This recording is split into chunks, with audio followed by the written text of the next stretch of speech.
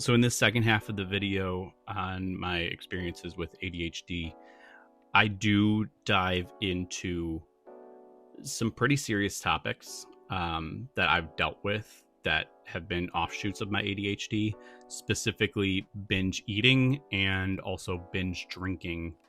So if those are things that you're not comfortable discussing or hearing about, or things that you have dealt with in your own life and don't feel comfortable watching somebody talk about them, please be aware that that will be in this conversation. Remember that this video is only about my experiences with ADHD. Other folks have different experiences. Some people might relate to what I talk about here, some people might not. But just like aromanticism and asexuality, ADHD is also a spectrum, and there's a lot of different ways to experience it. This is just how it is for me. And on this journey, one more love unraveled. I finally learned to love me for me.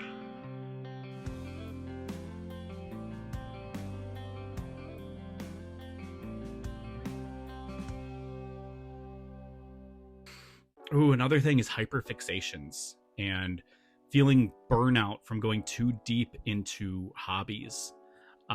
Getting really into something like Pokemon, for example. You know that I'm really into Pokemon.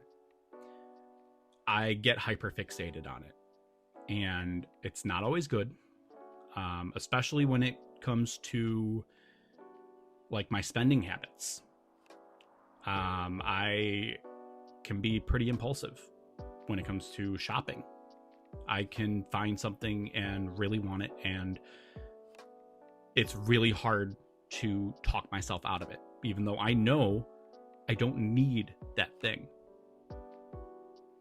But part of the struggle is constantly... Okay. Sorry if you're not a fan of the Flash to understand this, but Barry Allen, the Flash, has to constantly be eating because he's burning through so many calories as the Flash every time he runs. And that's how it feels for me with dopamine. And I don't result to the most healthy things. I don't always take good care of myself because of it. That's not to say that I do things that are going to like shorten my lifespan significantly, right? I'm not doing anything that is illegal or that's going to impair me in any way. But impulse buying is one thing. Overeating has been an issue for me. Like getting chicken wings or tacos or quesadillas, things that I really, really love, but aren't necessarily the most healthy thing. That can certainly get me into some trouble with my health. And in college, it was one contributing factor. There was another contributing factor, and that was tracing the social expectation of binge drinking and partying. I will admit that I partook in some of that, which was very difficult because that led to even further depression and anxiety because I didn't know that I was aroace yet. And with partying and all of that came the pressures from my friends to also dance with girls and get girls' numbers. And why aren't you seeing anyone right now? And that led to more demand for dopamine because I was now being put in the other direction. I was now being put down. So I chased those things even harder. College was a really dark time for me, I have to admit. And there's so many things I didn't know about myself yet. You know, they say that college is about finding yourself, and I did the opposite. I had this time in my life where I needed to find myself, and I didn't, because I didn't find any of my words. I didn't find aromantic or asexual or ADHD. I even tried so hard to fit in that I kind of lost who I was. Thankfully, I don't really drink anymore. That's not really an issue for me, but I still impulse buy, and I still struggle with binge eating. And those are things that are going to be really hard for me for a long time still, especially without someone to keep me in check.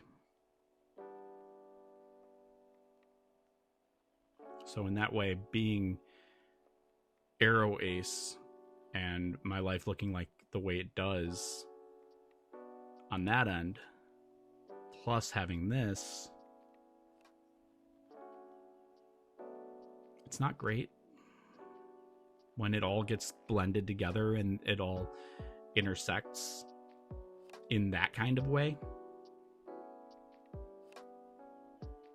You know, and the whole hyperfixation thing also made it really difficult for me to understand being aromantic, because I would get hyperfixations on friends growing up that I thought were, this must be what a crush is supposed to feel like, right?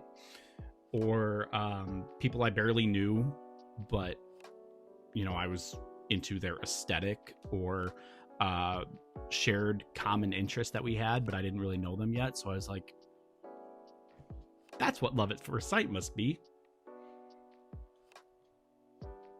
No, she likes Paramore. You saw her Paramore t-shirt. And also reflecting on when I was young, I didn't have a 504 or anything like that. I was just seen as lazy because I would forget that I had homework due, or I would constantly be distracted while trying to do it. So it would take me forever to do. And there were a lot of other areas in my life where I was considered lazy by people. My room was usually a mess. And so again, that led to other put downs from people because they didn't understand and I didn't understand. And I don't hold that against anyone because I didn't know. But it's been a tough road without my diagnosis. And now that I have it, and I'm over a year into having it, and even just past a year with therapy and medication for it, I'm still learning. And the thing is, it's not even like I'm the hyperactive ADHD. I'm actually the inattentive ADHD. But if one of those hyperfixations gets brought up, I am going to talk your ear off. I think you probably already know a couple of mine. I mentioned Pokemon. I know that I've talked about the Brewers a lot in my videos. Again, I'm sorry. This is me.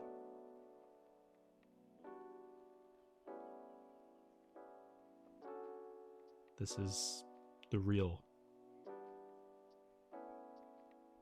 me that I live with in this room every day. The one you don't typically get to see.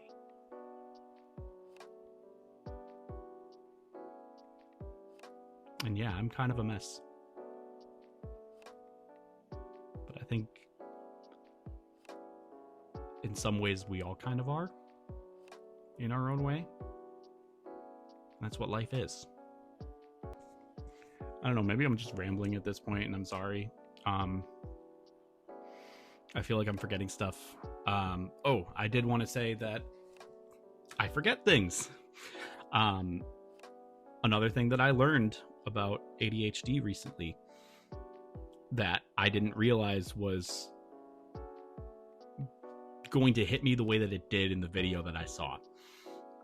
Because I knew that this was a part of my ADHD, but I didn't realize how it worked. That I forget to text people back, or I forget dates of things. Like I kind of mentioned, oh my gosh, I even said I was going to talk about this. Like I mentioned earlier about forgetting if I had a meeting the next day. If I do forget something, it's only in the moment. Like, it's in there. I'm not neglecting to remember it. It's whatever box it's in my brain, I can't get to it at the right moment sometimes. I can get to it at other moments. Like earlier, door dashing. There's this street light that's been blinking on the freeway. The last 3 nights in a row, I've driven past it. And it's like blinking, like someone with epilepsy, I'd be worried. And that's been on my brain at night every time I drive past it. And see, what I want to do is I want to text my coworker who knows a lot about epilepsy, has dealt with epilepsy through her life. And I want to ask her that, like, could this potentially be dangerous for somebody in your situation? Because I'm curious. And I like to learn things about these kind of, just like I'm learning about ADHD, I like to learn about how people experience the world. But the thing is, I also know that she turns her phone off every night at 9 p.m. So if I text her, if she sees it, she's going to be mad. I've done that before. And so every night, as I drive past it, I'm like, okay, I'm going to text her in the morning. I'm going to ask her this question. And then morning comes and I forget. And then I'm driving past it the next night. Oh yeah, I was going to text her about this.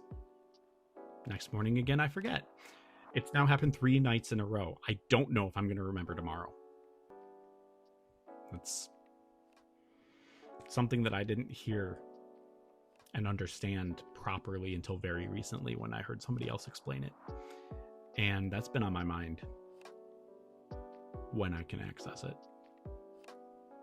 I'd be curious to know, what's one thing that you feel like you learned about people with ADHD from this 2-part series? Let me know in the comment prompt. And if there's other suggestions that you have for future videos, other things you want me to talk about, please also let me know there too. And you can help support my channel by giving this video a like, sharing it out with others, and subscribing for more content.